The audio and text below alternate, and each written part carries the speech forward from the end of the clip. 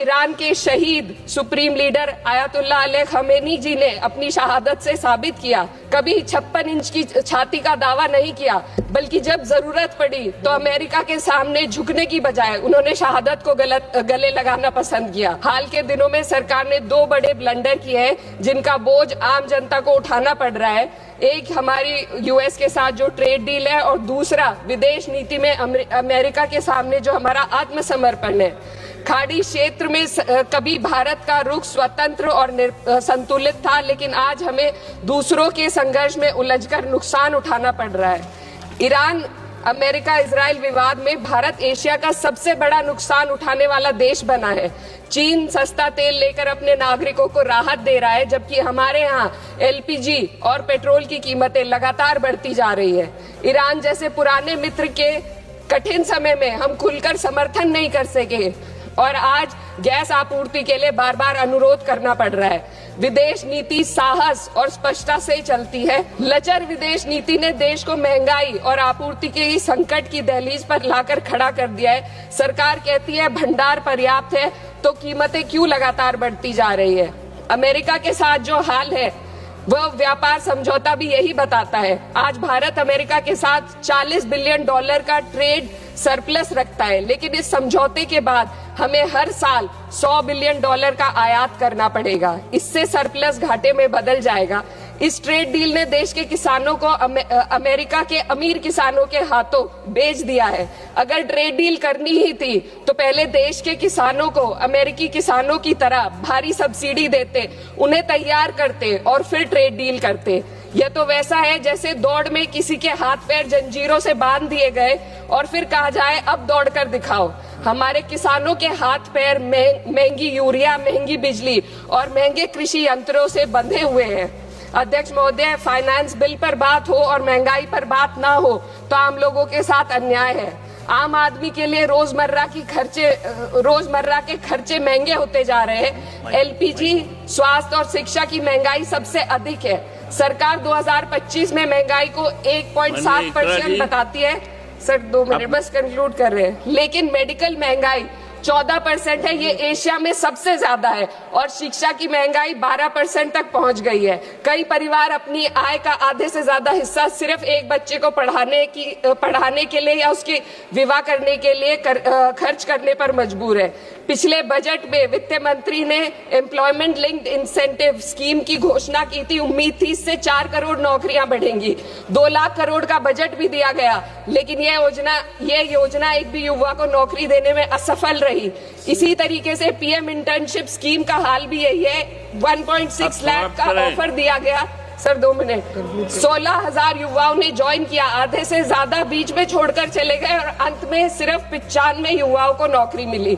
सरकार ने चुपचाप इसका बजट 95% घटा दिया।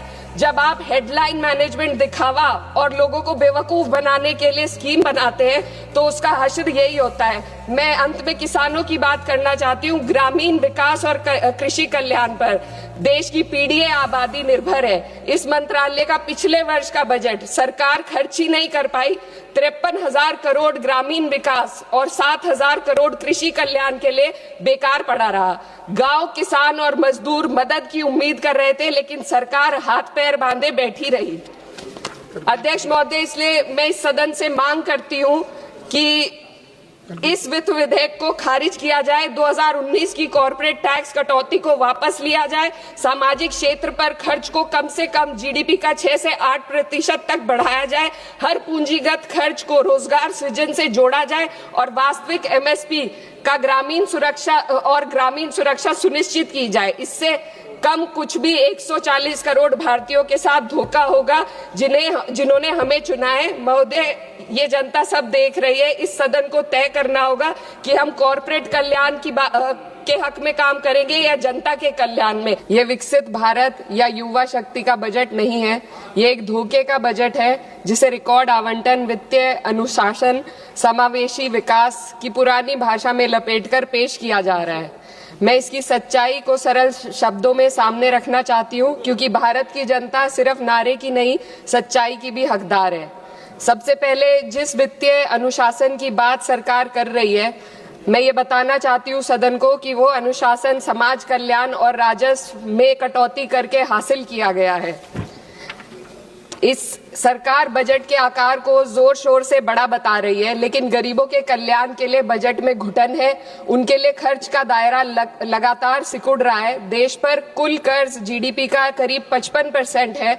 ब्याज भुगतान में ही बजट का लगभग 1/4 हिस्सा चला जाता है, जो कुल राजस्व का 40% है। आम आदमी को इस बजट साइज से कोई फायदा नहीं।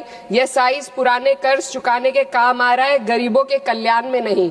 अध्यक्ष महोदय, सरकार ने 2019 में कॉर्पोरेट टैक्स में उद्योगपतियों को छूट दी थी और कहा था कि 30% टैक्स घटाने से निवेश और रोजगार बढ़ेगा। बाद में आरबीआई की रिपोर्ट ने स्वीकार किया कि कंपनियों ने लगभग 1.5 लाख करोड़ के लाभ का उपयोग कर्ज चुकाने, नकदी जमा करने और बकाये बायबैक में किया, न कि नए निवेश या रोजगार में। कॉर्पोरेट टैक्स टू जीडीपी अनुपात घटा है, मुनाफा बढ़ा, लेकिन रोजगार ठहर गया है। ऑटोमेशन और ठेका श्रम ने स्थायी नौकरियों की जगह ले ली। आज भी एमएसएमई को कर्ज नहीं मिल रहा। युवाओं में बेरोजगारी बनी हुई है और असमानता लगातार बढ़ती जा रही है। शीर्ष 1% ने विकास का बड़ा हिस्सा अपने पास रख लिया, जबकि बाकी जनता ने अप्रत्यक्ष करों और कटे हुए कल्याण के माध्यम से इसकी कीमत चुकाई है। ये विधेयक उसी कॉर्पोरेट प्रथम नीति को जारी रखता है। ये सुधार नहीं, बल्कि बड़े उद्योगों के सामने आत्मसमर्पण है। पहले भी सरकार एक गलती फिर से दोहराने जा रही है। सरकार उद्योगों को सीएसआर में छूट दे रही है। सीएसआर फंड से जनता के लिए जरूरी विकास कार्य किए जाते हैं। सरकार ने पहले भी कॉर्पोरेट टैक्स में जो छूट देकर निवेश और रोजगार बढ़ाने का वादा किया था, लेकिन इस छूट का फायदा सिर्फ उद्योगपतियों ने कर्ज चुकाने में किया, न कि देश के अंदर रोजगार या विकास में हुआ। अब सीएसआर में ढील देकर सरकार ठीक वही गलती दोहरा रही है। इससे स्कूल, सड़क और अस्पताल जैसी बुनियादी विकास कार्यों पर फर्क पड़ेगा। इनकम टैक्स और जीएसटी आज देश की कुल आमदनी का 65% है। नौकर पेशी और मध्यम वर्ग आज देश को चला रहे हैं। वहीं बड़े उद्योगपति जो 2015 में 62% योगदान देते थे, आज मात्र 40% ही दे रहे हैं। ये साफ है, उद्योगपतियों मित्रों को राहत दी जा रही है और आम जनता के लिए आफत बढ़ाई जा रही है। पिछले 1 दशक से मजदूरी बिल्कुल नहीं बढ़ी। पहले छोटे से छोटा आदमी अपनी मजदूरी बचाकर डाक खाने में जमा करता था। आज 2 वक्त की रोटी का इंतजाम भी मुश्किल हो गया है।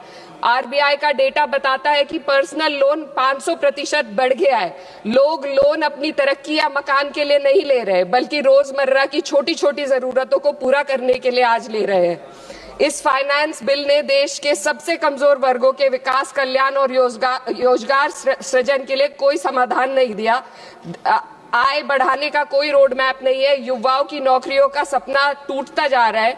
अध्यक्ष महोदय, देश की अर्थव्यवस्था कई फैक्टर्स पर निर्भर करती है।